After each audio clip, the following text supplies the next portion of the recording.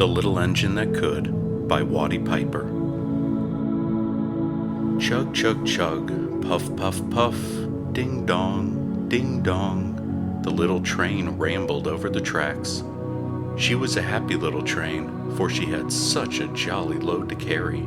Her cars were filled full of good things for boys and girls. There were toy animals, giraffes with long necks, teddy bears with almost no necks at all, and even a baby elephant. Then there were dolls with blue eyes and yellow curls, dolls with brown eyes and brown bobbed heads, and the funniest little toy clown you ever saw. And there were cars full of toy engines, airplanes, tops, jackknives, picture puzzles, books, and every kind of thing boys or girls could want. But that was not all. Some of the cars were filled with all sorts of good things for boys and girls to eat. Big golden oranges, red-cheeked apples, bottles of creamy milk for their breakfasts, fresh spinach for their dinners, peppermint drops, and lollipops for after-meal treats. The little train was carrying all these wonderful things to the good little boys and girls on the other side of the mountain. She puffed along merrily.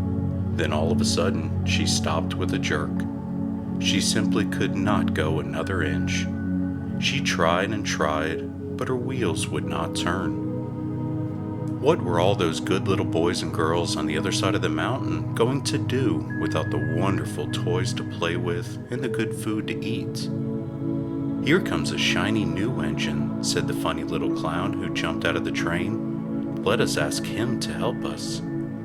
So all the dolls and toys cried out together, "Please, shiny new engine, won't you please pull our train over the mountain? Our engine is broken down, and the boys and girls on the other side won't have any toys to play with or good food to eat unless you help us." But the shiny new engine snorted, "I pull you? I am a passenger engine. I have just carried a fine big train over the mountain with more cars than you ever dreamed of. My train had sleeping cars with comfortable berths, a dining car where waiters bring whatever hungry people want to eat, and parlor cars in which people sit in soft armchairs and look out of big plate glass windows. I pull the likes of you? Indeed not." And off he steamed to the roundhouse, where engines live when they're not busy. How sad the little train and all the dolls and toys felt. Then the little toy clown called out, "The passenger engine is not the only one in the world. Here is another engine coming, a great big strong one. Let us ask him to help us." The little toy clown waved his flag, and the big strong engine came to a stop.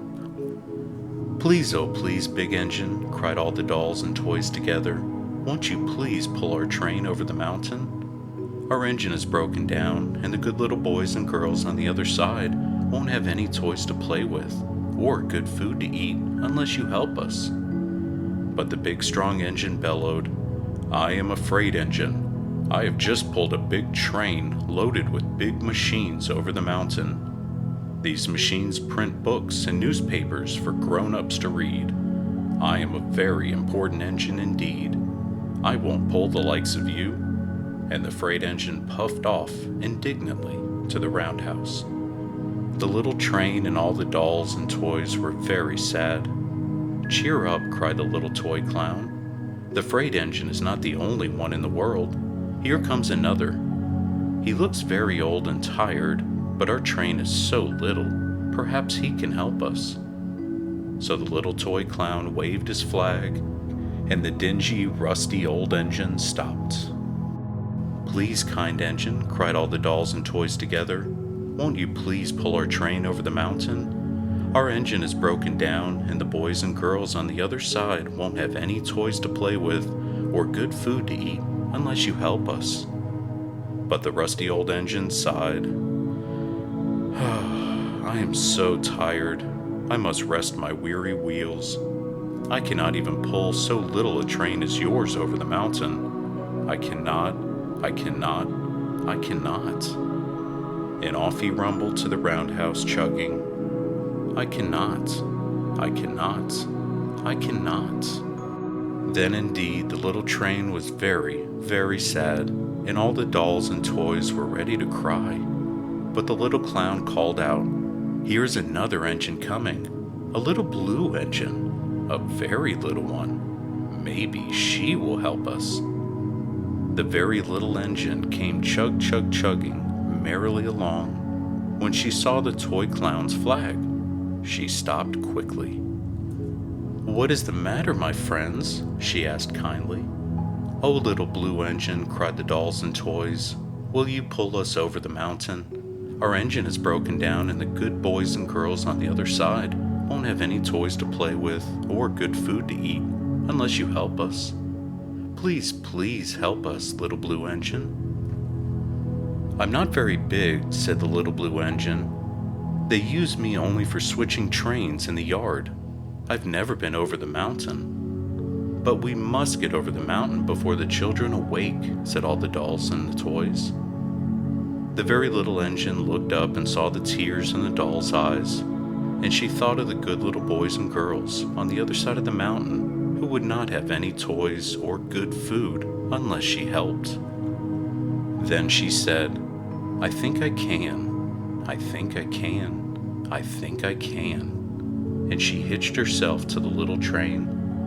She tugged and pulled and pulled and tugged, and slowly, slowly, slowly they started off. The toy clown jumped on board, and all the dolls and the toy animals began to smile and cheer. Puff, puff, chug, chug went the little blue engine. "I think I can, I think I can, I think I can, I think I can, I think I can." Up, up, up, faster, faster, and faster, the little engine climbed until at last they had reached the top of the mountain. Down in the valley lay the city. "Hooray, hooray," cried the funny little clown and all the dolls and toys. "The good little boys and girls in the city will be happy because you helped us, kind little blue engine." And the little blue engine smiled and seemed to say as she puffed steadily down the mountain, "I thought I could, I thought I could, I thought I could, I thought I could."